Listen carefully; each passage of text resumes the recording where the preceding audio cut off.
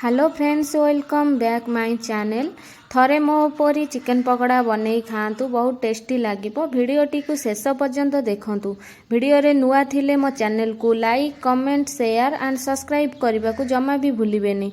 आसंतु एबे स्टार्ट करिबा। आज मु बनैबा को जाउची चिकन पकोड़ा। एठी पकोड़ा बनैबा पई 250 ग्राम चिकन नैछि। चिकन को मैग्नेट करबा पई मु एठी सब मसला सजाड़ी की रखीछि। मैग्नेट करने दरकार लुण, लंका गुंड, धनिया पाउडर, काश्मीर चिली, जीरा, चिकन पाउडर, हलदी। से आम पकईवा पुदीना, किसी पुदीना पत्र, लेंबू फाड़े मु चुपुड़िया रखी, कंचा लंका 2टा, अदा रसुण पेस्ट अल्प।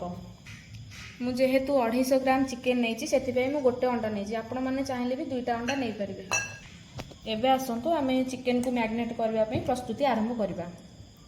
एबे मु जो मसला गुड़िक नहीं से मसला गुड़िक सब चिकन रे देदबा।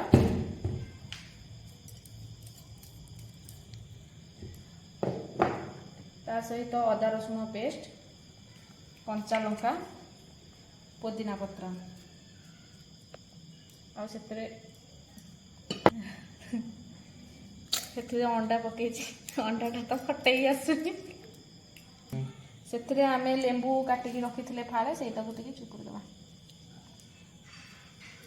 चिकन पकोड़ा करने से मेन दरकार कॉर्नफ्लावर। एबे मु 250 ग्राम चिकन रे 2 चामच कॉर्नफ्लावर ऐड कर।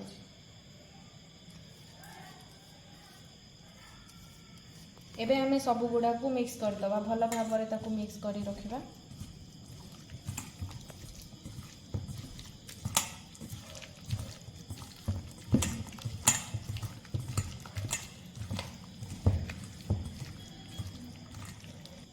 एबे मु सब गुड़ा को मिक्स कर सारी। आपको एबे आमे 30 मिनिट पे मैग्नेट करबा पई छाड़ दबा। एबे मु गैस ऑन करी कड़ाई रे तेल गरम करबा पई छाड़ देइछि।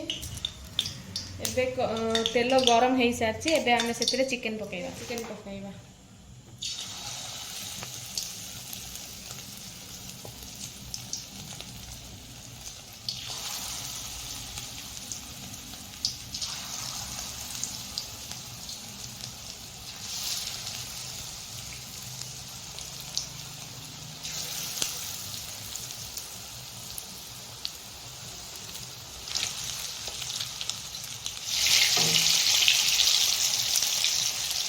एबे हमें ताको लेउटै दबा। पछपटटा हेई आसलानी।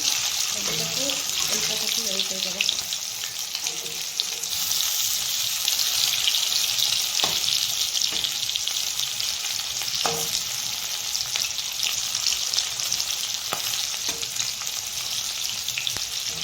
चिकन पकोड़ा एबे हमर पूरा रेडी हेई सारी। एबे हमें ताको गोटे प्लेट को काढ दबा।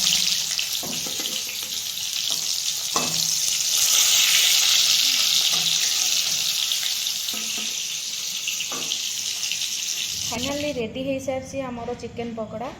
बास्ना बहुत भल आसूची, टेस्ट भी बहुत भल लगुवे। एबे खाइले जना पड़ो।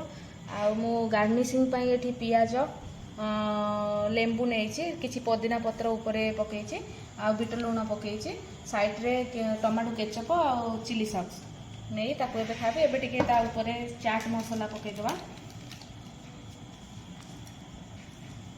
अल्प टिके हल्का चाट मसाला पकईदबा। आज ये पुणी देखा नुआ वीडियो रे। मो वीडियोटी भल लगी मो चैनल को like comment share and subscribe कर दे। Bye bye.